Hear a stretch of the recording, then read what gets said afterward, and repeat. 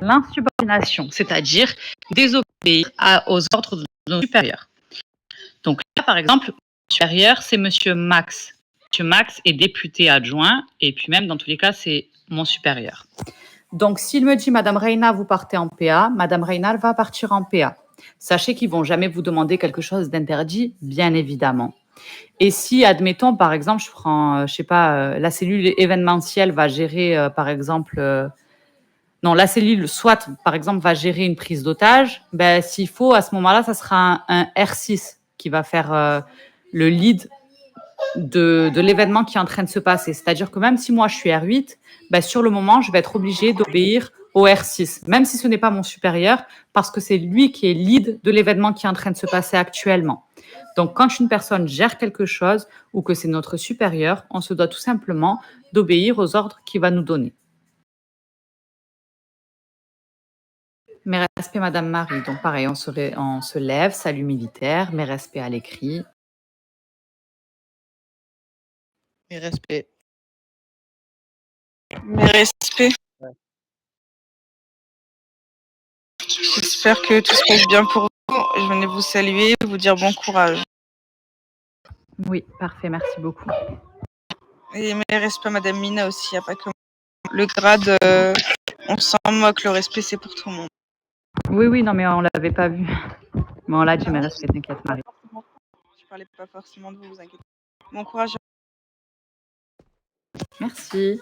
Donc voilà, pour la règle numéro 8 de la police, du coup, c'est l'insubordination. C'est tout simplement quand on va désobéir à des ordres de nos supérieurs. On écopera du coup d'un blâme ou un renvoi en fonction de la gravité.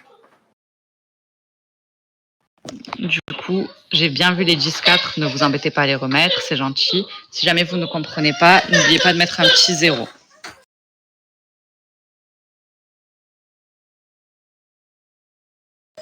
Ensuite, nous avons la règle numéro 9 de la police qui est le non-respect du règlement du projet One State. C'est-à-dire qu'on a des règles administratives en plus des règles de police. Nous avons les règles RP, les abuses, les clans, les chats, les alertes et j'en passe. Donc, on se doit de respecter, encore une fois, tout joueur de la ville de Glendale et de toutes les autres villes, de respecter le règlement du projet One State. Et encore plus car on fait partie de la faction de police. Donc, nous sommes encore plus surveillés et nous sommes encore plus impardonnables. On doit être irréprochable. Donc, si on enfreint des règles de l'administration, donc des RP, des chats, des alertes, des abuses, on écopera du coup d'une règle 9 au sein de la police qui est le non-respect du règlement du projet One State et nous écoperions en plus du coup d'un blâme. Et en fonction de la gravité, ça peut être plusieurs blâmes en fonction des règles que vous avez enfreint, ça peut même être un renvoi, un blacklist, tout dépend de ce que vous auriez fait.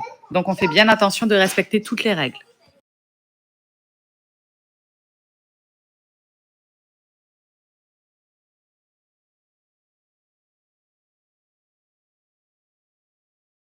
Monsieur Rian.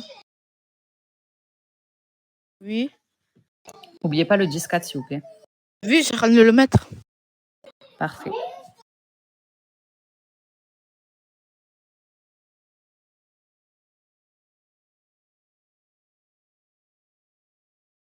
Merci beaucoup. Ensuite, nous avons la règle numéro 10 de la police qui est le détournement de biens. C'est-à-dire, par exemple, vous allez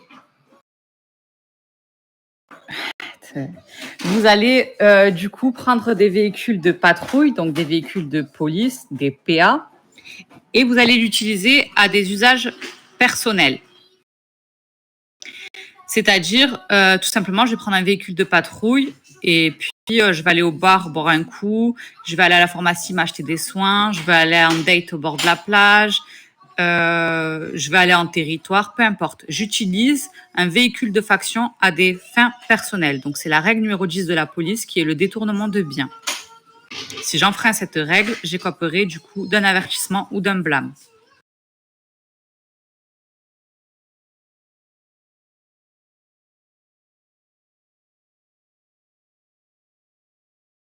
Du coup, j'écoperai d'un blâme, excusez-moi. Parfait, merci beaucoup pour les 10-4, ça me fait plaisir. N'oubliez pas le 0 si jamais vous ne comprenez pas. Ensuite, nous avons la règle numéro 11 de la police qui est du coup le non-respect du protocole. Donc, c'est-à-dire que tout d'abord, on doit respecter toutes nos procédures, bien évidemment. Et aussi, nous n'avons pas le droit de travailler en véhicule personnel. C'est-à-dire, au sein du commissariat, nous avons 3 unités qui travaillent, on va dire, avec des véhicules personnels qui sont rendus professionnels par l'administration. Donc, il y a la BRAVM, c'est l'unité moto. Il y a le FBI, qui ont du coup aussi des véhicules personnels, et la BAC, qui sont rendus professionnels par l'administration.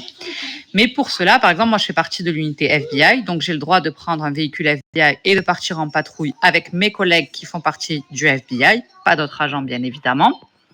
J'ai le droit de partir en patrouille. Si j'ai le droit, j'ai le droit aussi de procéder à des arrestations, pardon. Mais la seule chose que je n'ai pas le droit de faire, c'est de, du coup, prendre ces personnes. Donc, admettons, j'ai menotté quelqu'un pour un refus d'obtempérer. Je vais l'embarquer à bord de mon véhicule et la ramener au commissariat. Et bien là, j'aurai enfreint du coup la règle numéro 11 de police, qui est le non-respect du protocole, car je n'ai pas le droit. Les suspects ne s'embarquent que dans les véhicules de patrouille, de PA, de police. Donc, je ferai une demande de PA transport. Donc, la demande de PA transport, tout simplement, on peut la faire en Floby ou au Talkie avec des positions exactes, par exemple le bar, l'HP, la pharmacie de Venise et j'en passe, ou avec des positions cartographiques. Mais tout ça, vous le verrez par la suite. Donc voilà, on ne travaille pas en véhicule personnel et on travaille uniquement en véhicule professionnel. C'est la règle numéro 11 de la police qui est le non-respect du protocole. Et si j'enfreins cette règle,